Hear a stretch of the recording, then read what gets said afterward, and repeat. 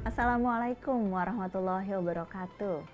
Bahagia sekali rasanya hari ini saya Najla Shihab dan Abi Muhammad Quraish Shihab bisa kembali hadir bersama Anda semua di Memahami Islam bersama Muhammad Quraish Shihab. Hari ini kita akan mendiskusikan, mempelajari bersama mengenai penciptaan manusia. Banyak teori saintifik, banyak juga katanya-katanya nih Abi tentang penciptaan manusia. Tetapi yang pasti di Al-Quran itu tentu ada bagaimana Allah memperkenalkan dan menjelaskan mengenai penciptaan manusia ini. Bagaimana panduannya? Ya. Bismillahirrahmanirrahim. Ada ungkapan umum itu yang mencela orang itu tidak tahu diri. Nggak tahu diri ya. Celaan itu biasanya. Okay. Jadi berarti kita harus tahu diri kita. Hanya sekarang persoalannya, sejak dulu sudah ada ungkapan, sejak zaman Yunani, siapa yang mengenal dirinya, dia akan mengenal Tuhan. Kalau dalam Al-Quran dikatakan bahwa nasullaha fa'ansahum anfusahum. Mereka itu melupakan Allah. Sehingga sikap melupakan Allah itu menjadikan mereka lupa diri. Nah, karena itu kita harus sadar tentang diri kita. Allah merahmati seseorang yang mengetahui kadar dirinya. Sehingga menempatkan dirinya pada tempat yang semestinya, tidak dilecehkan, tidak juga dihormati secara berlebihan. Baik, mari kita sekarang melihat uraian Al-Quran tentang manusia. Yang pertama yang menarik dulu untuk kita katakan bahwa Al-Quran antara lain menunjuk putra-putri Adam ini dengan nama Bashar dan juga dengan nama insan. Bashar itu adalah manusia yang secara naluriah, secara fitrah sama dengan yang lain. Nabi itu bashar, punya dua mata di depan, punya hidung, punya telinga, bisa marah, kawin, masuk ke pasar, itu basyariyah, bashar. Tetapi kalau insan, itu manusia dalam kedudukannya sebagai manusia yang mengenal dirinya dan memiliki sifat-sifat, bukan sifat kemanusiaan, sifat-sifat pribadi yang bisa berbeda antara seseorang dengan yang lain. Nah, tapi betapapun demikian, kalau dari segi bahasa, insan ini mempunyai tiga makna yang mestinya dapat kita angkat darinya fungsi-fungsi pokok yang diharapkan dari manusia itu. Makna pertama, insan dari kata nisi, artinya lupa. Manusia berpotensi untuk lupa. Yang kedua, insan diartikan gerak. Sehingga manusia itu harus bergerak. Kalau dia melempem, tidak bergerak, tidak wajar dinamai insan. Dan yang ketiga, insan dari kata uns yang berarti harmonis.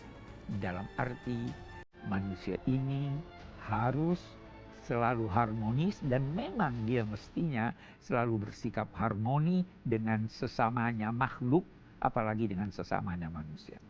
Itu dari segi kebahasaan. Tetapi kalau kita masuk dalam definisi manusia, kita akan menemukan bermacam-macam definisi. Semua definisi-definisi itu hanya menggambarkan sebahagian dari hakikat manusia. Kalau demikian, kemana kita cari tentang manusia ini? Carilah pada uraian penciptanya. Anda tidak akan dapat menemukan uraian yang memuaskan kecuali kalau merujuk kepada firman-firman Tuhan pencipta manusia. Nah, di sini kita akan melihat bahwa Allah menceritakan, menyampaikan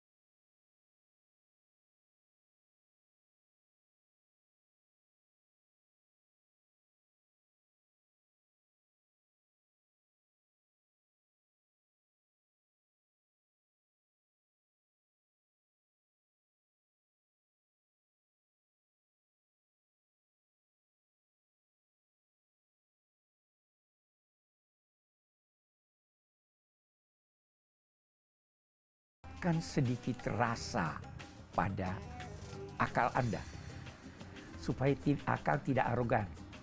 Tetapi letakkan juga sedikit akal pada perasaan Anda, supaya Anda tidak melenceng.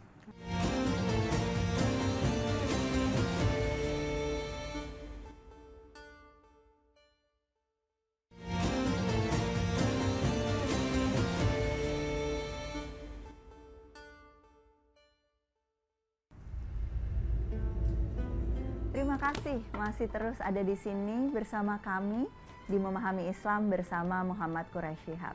Kita masih membahas mengenai penciptaan manusia.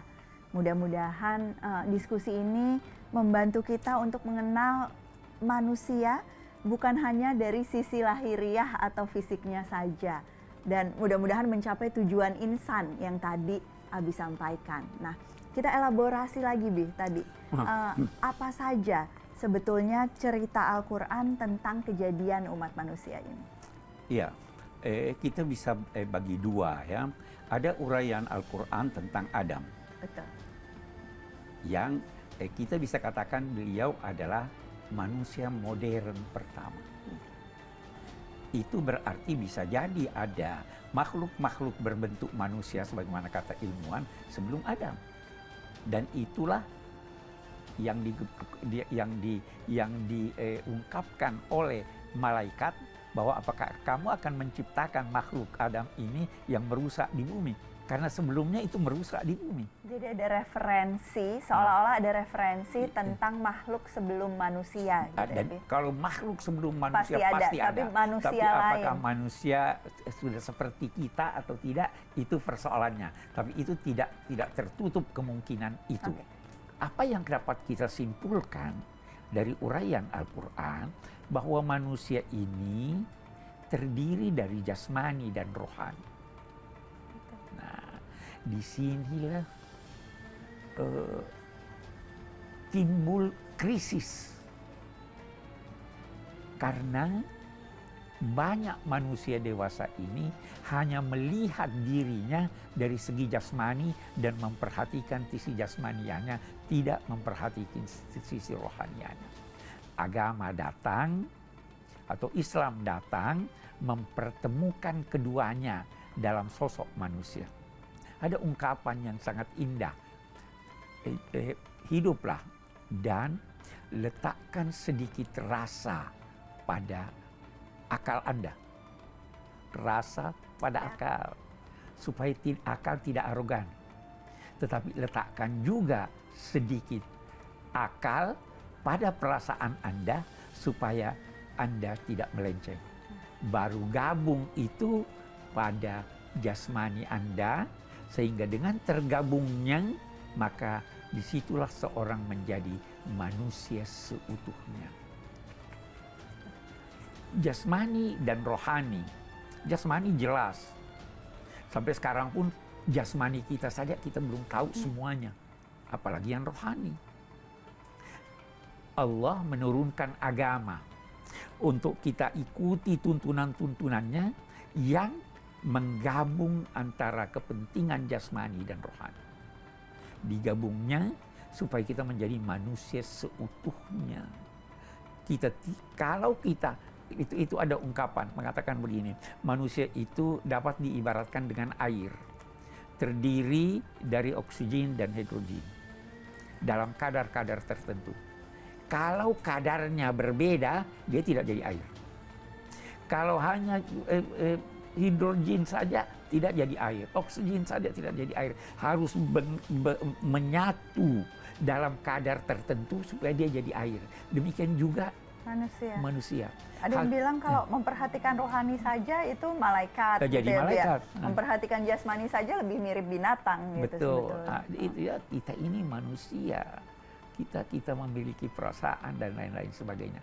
Itu sebenarnya yang ditekankan oleh Al-Quran.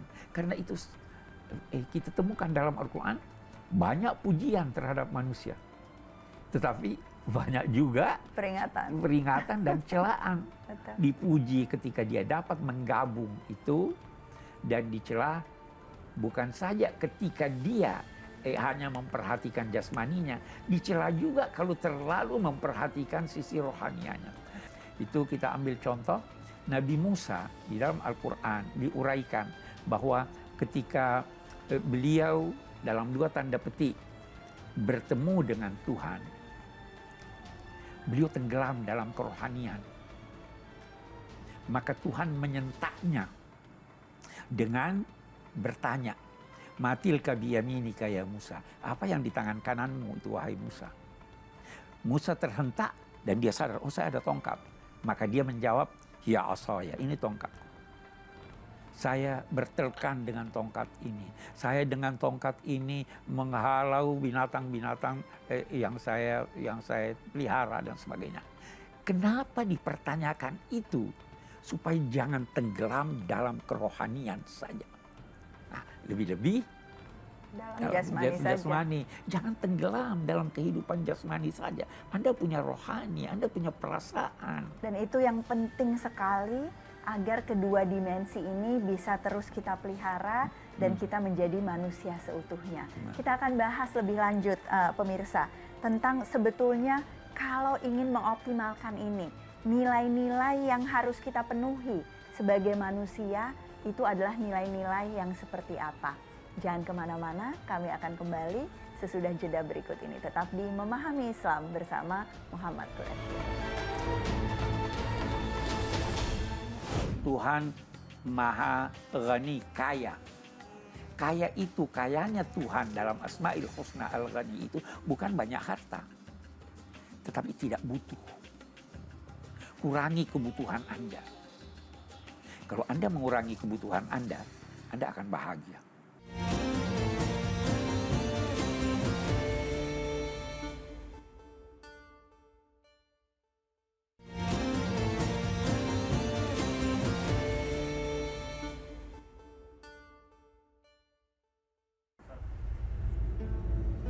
Masih bersama saya Najla Shihab dan Abi Muhammad Qureshi Shihab, masih di Memahami Islam bersama Muhammad Qureshi Shihab.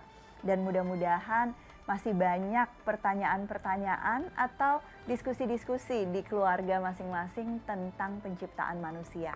Ada beberapa pertanyaan dari pemirsa, tapi sebelum menjawab itu, Ella ingin membahas mengenai nilai-nilai yang harus kita penuhi, Abi. Tadi salah satu pesan utamanya adalah bahwa manusia terdiri dari ruh dan jasmani, akal dan perasaan, semuanya harus menyatu.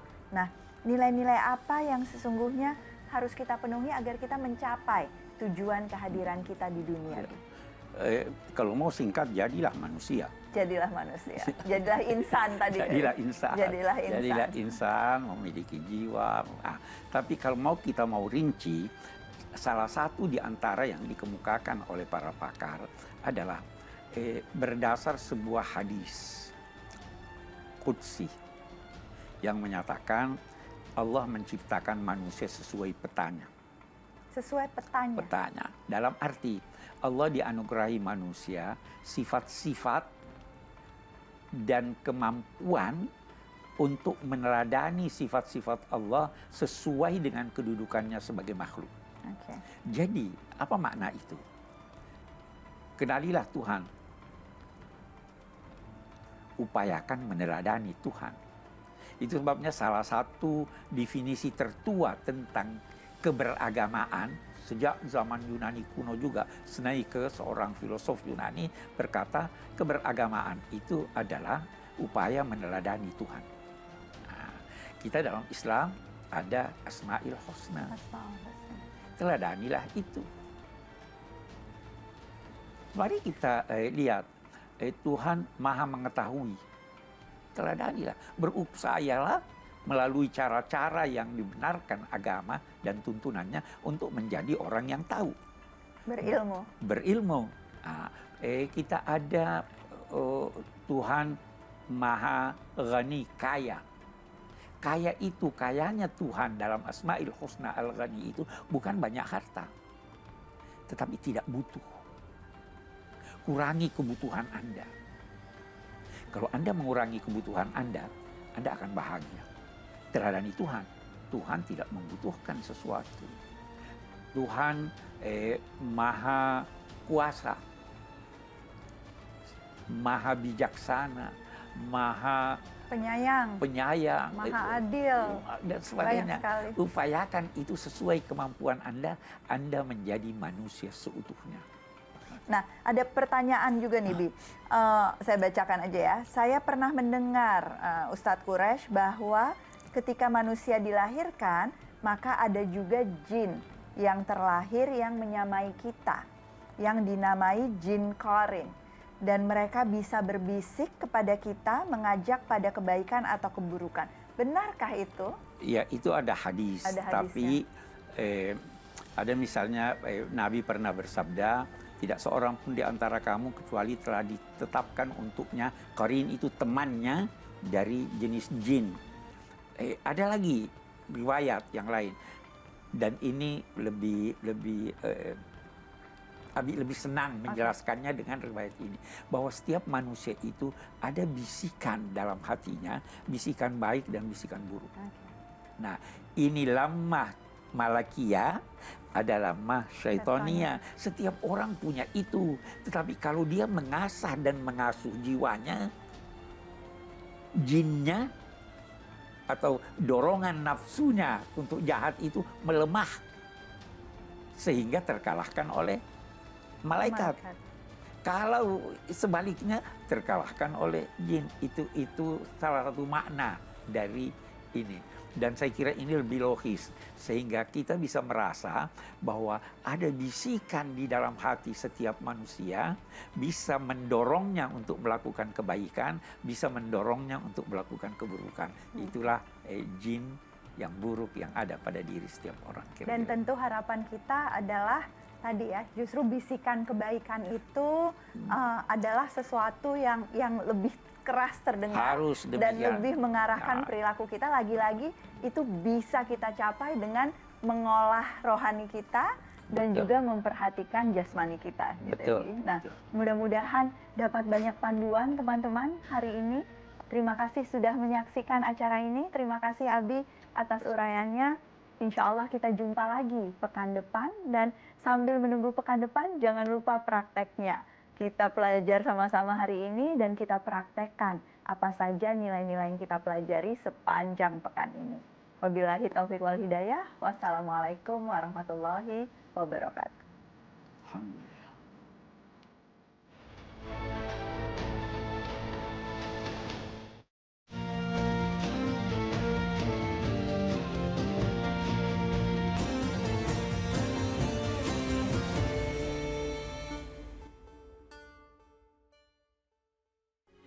Metro TV